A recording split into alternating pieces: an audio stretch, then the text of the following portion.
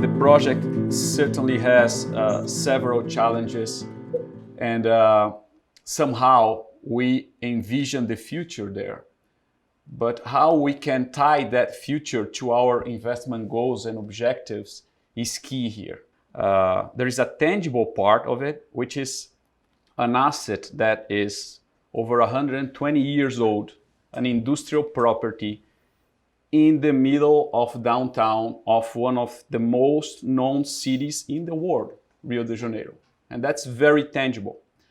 But the intangible part is also very present because by its age and its continuous development in the region, it witnessed the development of the Brazilian society from a cultural aspect, a political aspect, and I would say an economic aspect as well. And when I say hidden jewels, is that we are finding these aspects as we further develop the project. So how do we intend, as part of this history, to take these assets to the 20th century? And how do we, how our footprint will play?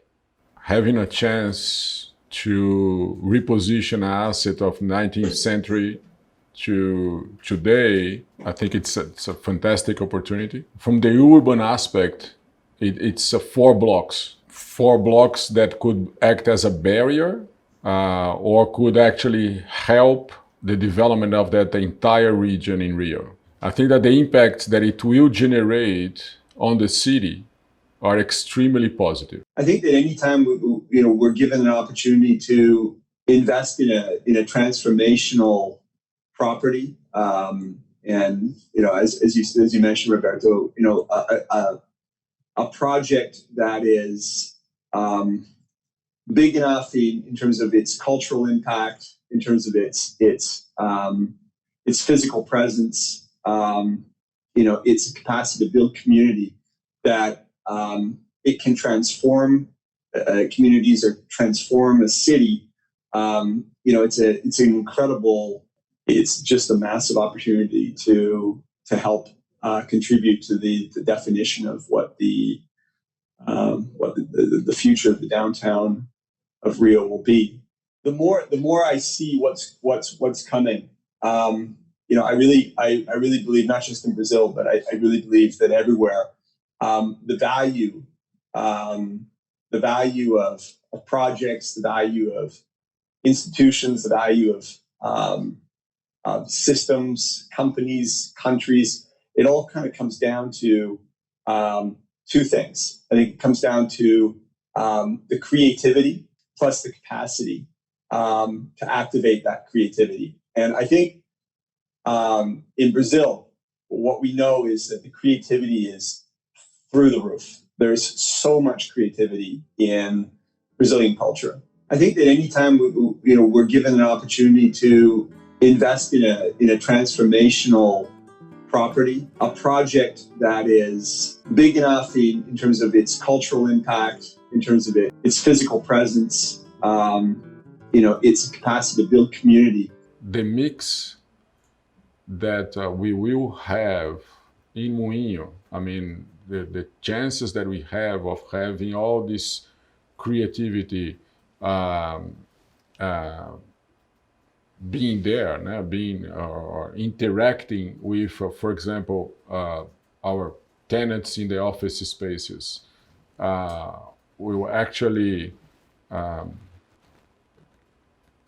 result in improvements to all parties. So from the community to the companies to the city and to the project itself. Here at Autonomy, we have an internal saying, and I'm not going to disclose who originated that, but it goes like, we don't build crap. And this is, in terms of sustainability, we have here a industrial property that is 120 years old, and you are very vocal, and part of you being vocal in Autonomy is also the legacy that we have. I mean, the portfolio of Autonomy is outstanding in terms of their footprint and the environmental impact. I think that the crucial thing about sustainability in this project is, of course, the standards have to be, ecologically excellent, but the real sustainability is in the community sustainability. Sustainability of community is super important. And I think that in a time when there's somewhat of a crisis about what physical property means in terms of office space, in terms of retail, in terms of different perceptions that we've had in the past, and how it pertains to a world that's more and more online, I think that sustainability becomes more crucial than ever, and it's sustainability of community. We understand the importance of the context, the reality, and the environment where each one of our projects are located. So looking at its neighborhood and understanding the positive and the negative impacts that we may generate there, and obviously increase one and reduce the negative ones is definitely key while thinking how to develop the project. I think that there are two actions taking place at the same time.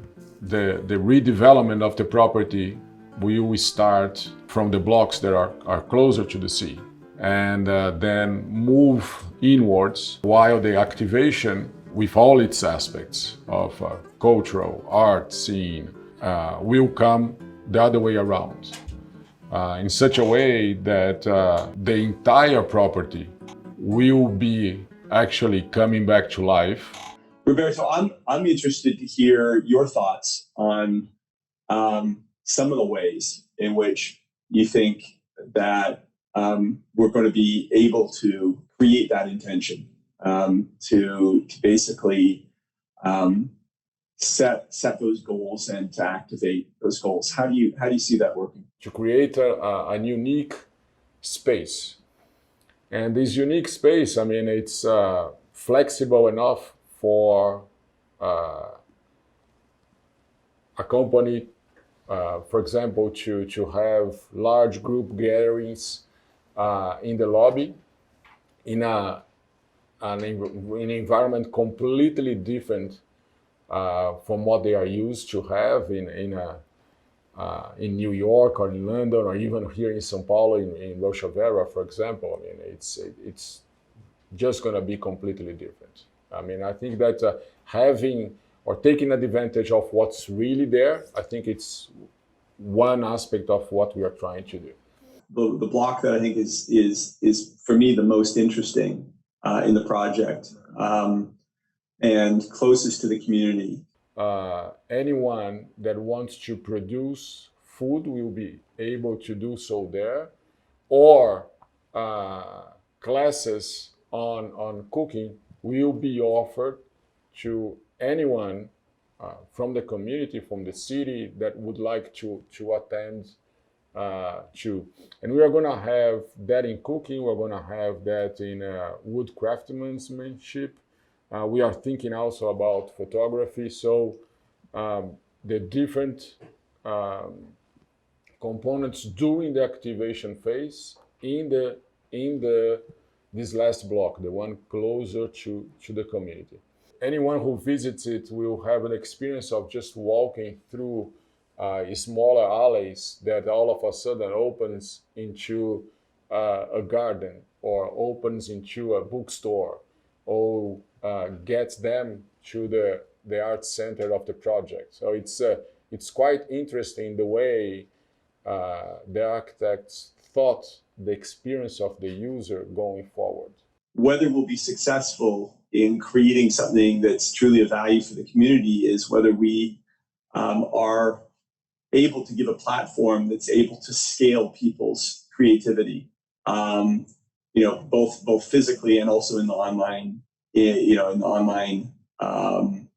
environment. Our idea is to create a space or create a platform where people are going to be able to interact with the different aspects of the project. So if you want to see our art exhibit that may be taking place there, you're going to be able to either book the tickets through our platform, or you're going to be able to visit online its contents. You're going to have access to the artist's information that are going to be presented there and the art pieces that will be exposed there. Or if you want, for example, to buy any product from the local producers to be delivered to your home, you're going to be able to do that from our platform as well.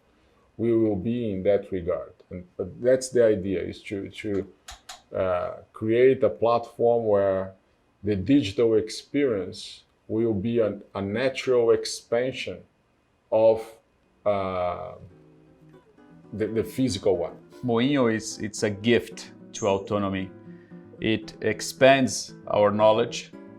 At the same time, it allows us to express our truth, our beliefs, and our goal that it's possible to transform investment into valuable cities. I'm very excited about the future to come as we enter into this development. Robert, would you move to Rio de Janeiro when Moinho is done? Should we open a space here for Autonomy Capital? He always wanted us to move to Rio. I mean, from the very first day we met. I mean, that's definitely the case. I think it's going to benefit everybody, including myself, to be a part of that community and to see what's possible. So yeah, I definitely enjoy spending more time there.